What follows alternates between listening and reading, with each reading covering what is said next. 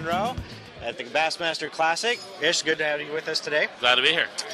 Can you give us a quick overview of kind of how you got started in tournament fishing and how you progressed to where you are today? Well, I've been fishing since I was 2 years old. Growing up, my dad, took me out fishing, and so I grew the love for fishing. About 11 years old, I saw something similar to Ultimate Match Fishing on TV, two guys duking it out, and they were actually two young kids. And the younger kid beat the older kid. I think one was 16 and one was 18. And I'm like, I can do that. And the young kid won $5,000. And to me, $5,000 at 11 years old was the world. I mean, it was like $1 million now. And so I just started growing the love for fishing that way, working in a tackle store, joined the bass club when I was 12 years old and started from there fishing tournaments, and that was it. It never stopped. So for a new guy who wants to get into competitive bass fishing, what kind of advice would you give him? Take baby steps. Don't try to run before you walk or you walk before you crawl. Crawl is basically starting out at the club level, joining a local club, getting familiar with your boat and competition in the waters, and then stepping up to a regional level, fishing something like the BFLs or the Federation, things like that, and then working up from there into the Strins or the Opens, and then try to tackle on the Elite Series or the FLW Tour. What would you consider was your big break into the tournament fishing circuits? Bass coming out west was the big break, because everybody has the aspirations of fishing for a living, and the only way you can do it is fishing the bass. The Elite Tour at that time was the top 100s. And so they came out west, gave us an opportunity to fish the invitationals, and I made it my first year to qualify to fish back east, and so I went. So I noticed you have an awful lot of sponsors, and that's part of the being a tournament pro. Can you talk a little bit about what the sponsors do for you and what you do in return? Well, basically for me is more so what that I can do for them, and they help me out to be able to fish for a living. My deal for them is I go out and I promote and I help them sell their products. I have a lot of in design and things like that my sponsors, the products that they sell. And in return, they give me monetary value to allow me to pay my bills and be able to go out with a comfortable set of mind and know that I don't have to cash a check to be able to make a living doing this. Excellent. So let's talk a little bit about on the water.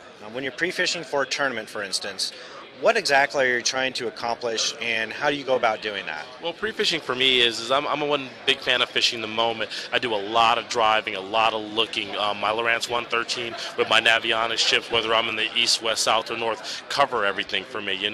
I can be able to search around and pull up on humps and breaks with my Navionics ship and see the stuff on the bottom with my 113 sonar.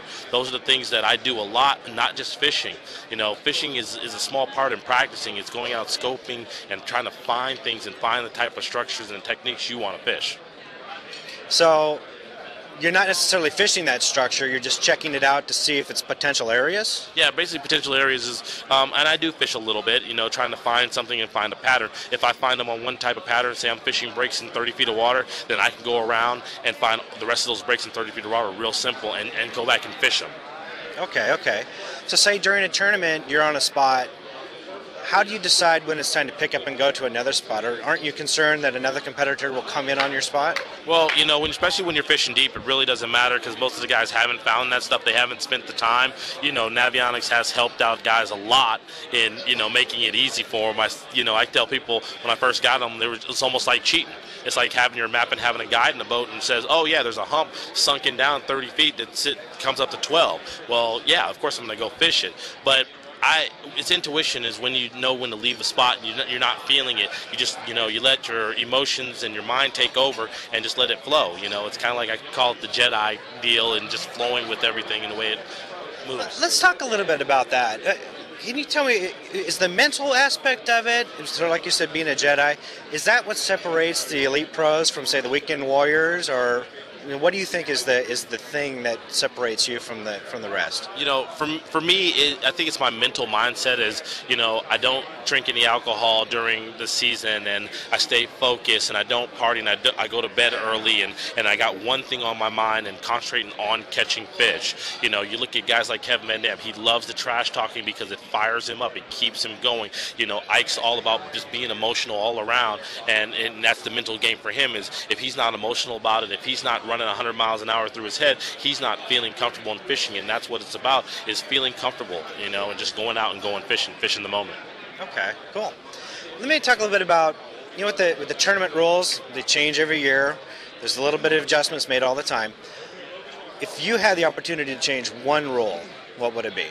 I would make it, instead of a 30-day off limits, once they announce the schedule, a complete off limits from information and being on the water. Really? Yes. And why is that?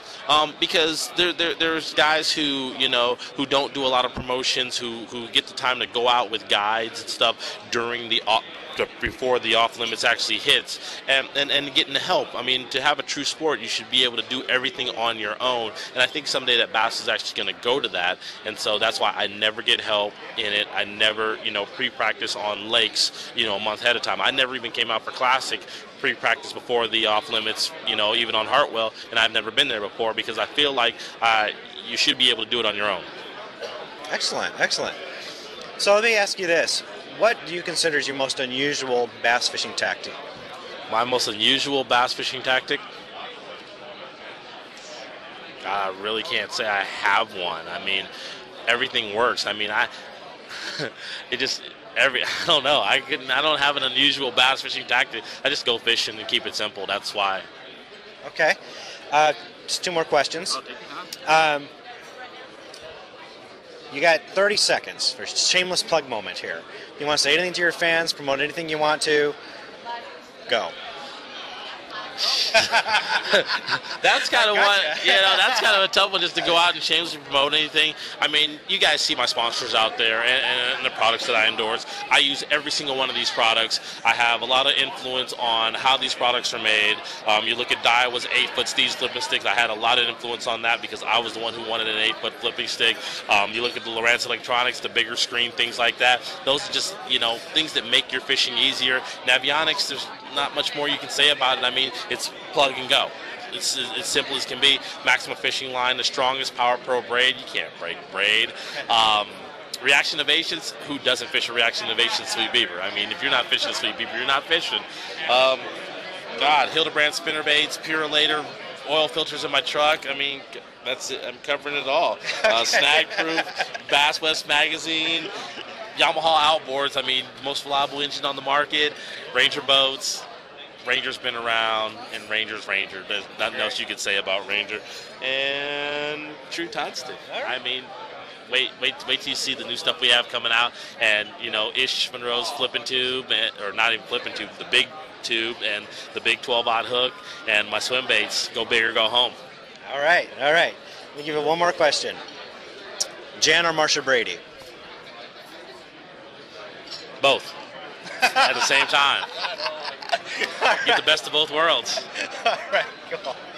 Thank you very much, Ish. I do appreciate it. No problem.